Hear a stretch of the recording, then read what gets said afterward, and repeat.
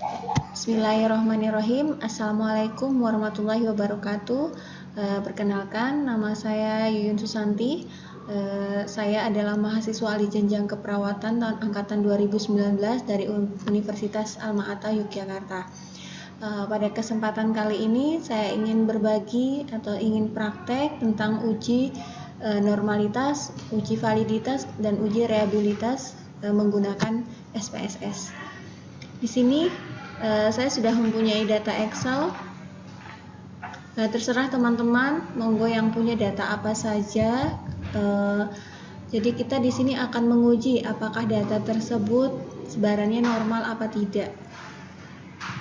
Oke, langkah pertama kita akan mengcopy data yang ada dengan di sini kita copy data yang sudah kita punya ke dalam SPSS. Kita langsung klik saja paste di sini. Nah, di sini setiap variabel sudah ada variabel 1 sampai 10. Nah, di sini variabel 1 dinamakan var 0001. Nah, di sini datanya untuk menghitung yang terakhir ini adalah variabel kinerja. Nah, kita di situ akan melihat sebarannya seperti apa ya. Nah, variabel pertama ini tipenya apa, kemudian desimal bagaimana, labelnya apa, kemudian nah, di sini kita melihat tipe data tersebut, kita mau menggantinya dengan skala, dengan ordinal atau nominal. Jadi sesuaikan dengan data kita masing-masing ya. Nah, data kita sudah berpindah ke SPSS, sudah tercopy. Nah, untuk merubah variabelnya kita berpindah ke variabel view. Di sini kita untuk variabel 10 misal kita akan merubah menjadi kinerja. Kemudian tipe datanya saya akan merubah menjadi scale.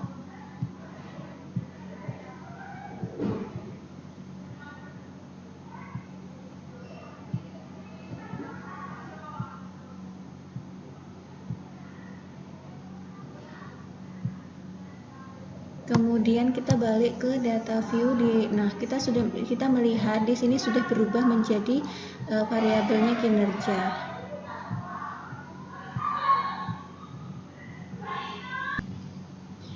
Kemudian kita akan menghitung data ini apakah atau kita akan menguji apakah data yang kita punya itu normal apa tidak. Cara menghitungnya kita mengklik analyze, kemudian mengklik deskriptif statistik, kemudian kita geser ke explore. Ya, kita untuk melihat sebaran masing-masing data. Nah, yang akan kita lihat di sini adalah variabel kinerja. Kemudian kita mengklik statistik. Nah, confidence intervalnya kita mau berapa? Di sini kita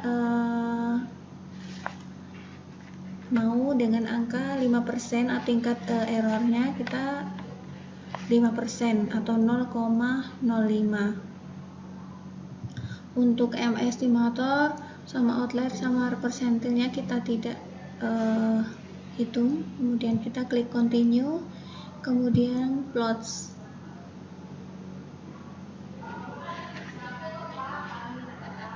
Kemudian plotnya kita klik di normal plot with test.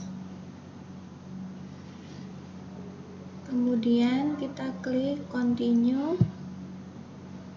Nah, kemudian kita melihatnya dalam bentuk apa, mau statistik atau plot.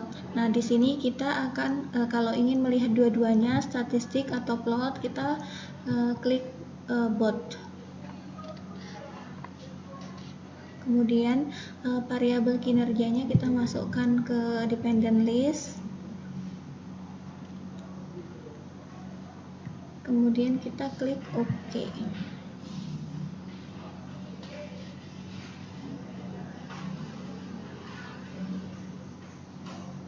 Nah, sini kita sudah melihat case processing summary-nya, yaitu kinerjanya seperti ini. Kita akan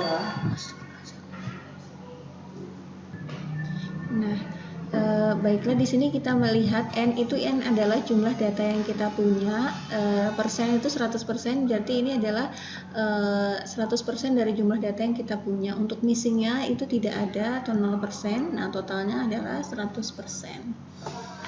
Kemudian di deskriptifnya kita melihat kalau kita pakai MEAN itu standar errornya itu 0,904. Kemudian kalau kita pakai skewness itu 0,6, kalau kurtosis itu 1,334 untuk standar errornya. Kemudian test of normality-nya kita bisa melihat di sini signifikannya adalah 0,732. Tadi kita sudah menentukan tingkat errornya itu adalah 0,05%. 0,05. Nah, di sini signifikannya adalah 0,7. 0,732 itu lebih besar daripada 0,05. Nah, bisa dipastikan kalau di sini datanya itu termasuk normal, ya. Nah, data kinerjanya termasuk normal karena lebih besar dari standar error tadi yang kita tentukan, yaitu 0,05 atau juga sama dengan 5%. Kemudian kita bisa melihat di plotnya itu juga semua data sebarannya itu titik datanya berada di garis, di sebelah garis. Ini juga menandakan kalau data kita itu termasuk data yang normal.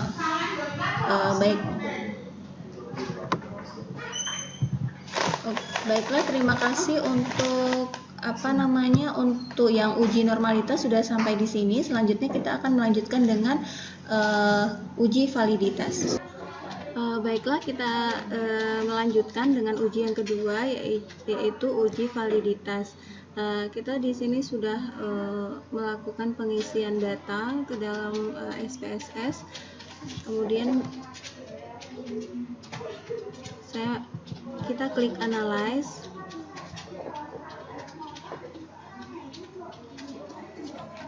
Kemudian correlate, kemudian bivariate. Nah, kemudian variabel-variabel ini kita masukkan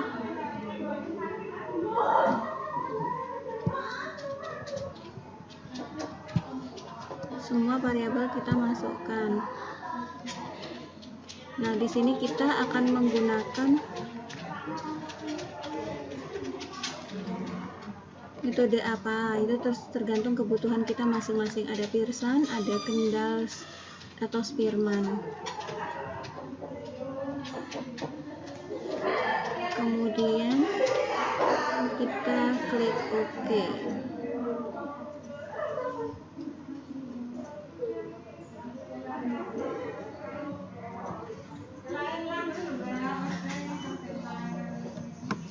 Nah, di sini akan muncul semuanya. Data korelasinya itu bisa terlihat, ya.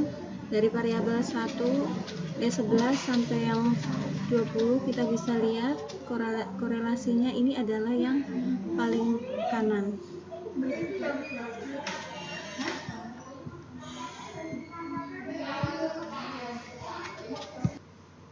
Nah, hasilnya bisa kita lihat di variabel 11, yaitu variabel ini hasilnya itu 0,037. Ini berarti di bawah nilai yang level yang disepakati atau yang nilai minimal itu berarti. Kemudian yang variabel 12-nya 0,727. Ini merupakan bisa dibilang data normal karena di atas 0,6.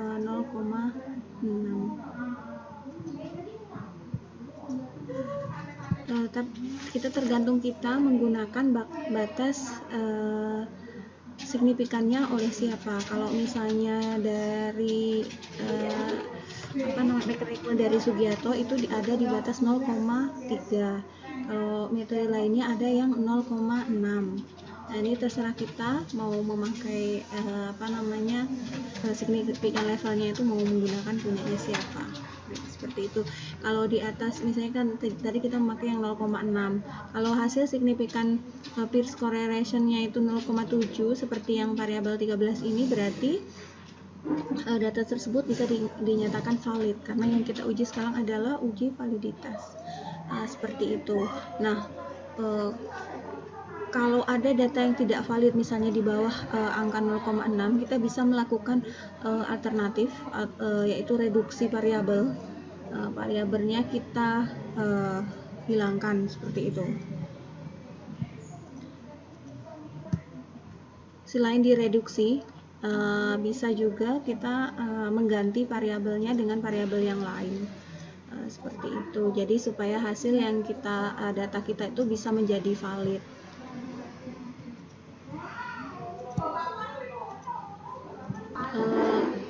Begitulah teman-teman kira-kira penjelasan tentang uji validitas. Sekarang yang terakhir yaitu uji reliabilitas atau kehandalan dalam suatu data. Langsung saja data yang sudah kita copy di dalam SPSS tadi kita analyze, kemudian kita mencari scale, kemudian reliability analysis. Nah, variabel yang ada di kiri kita akan mengukur dengan cara dipindahkan dulu ke sebelah kanan.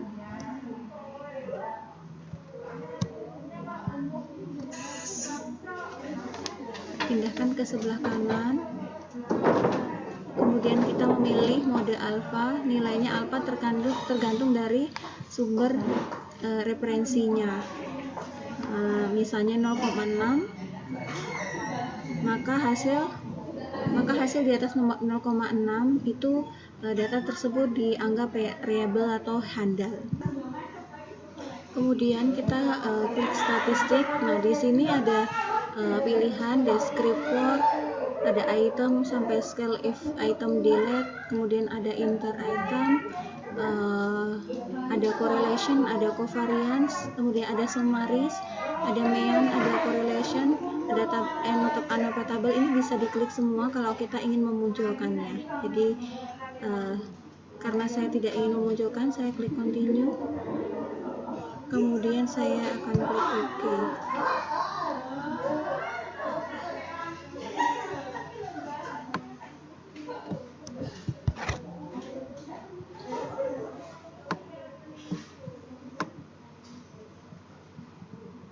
Nah, di sini bisa terlihat hasil alpha chrome batch-nya yaitu 0,574.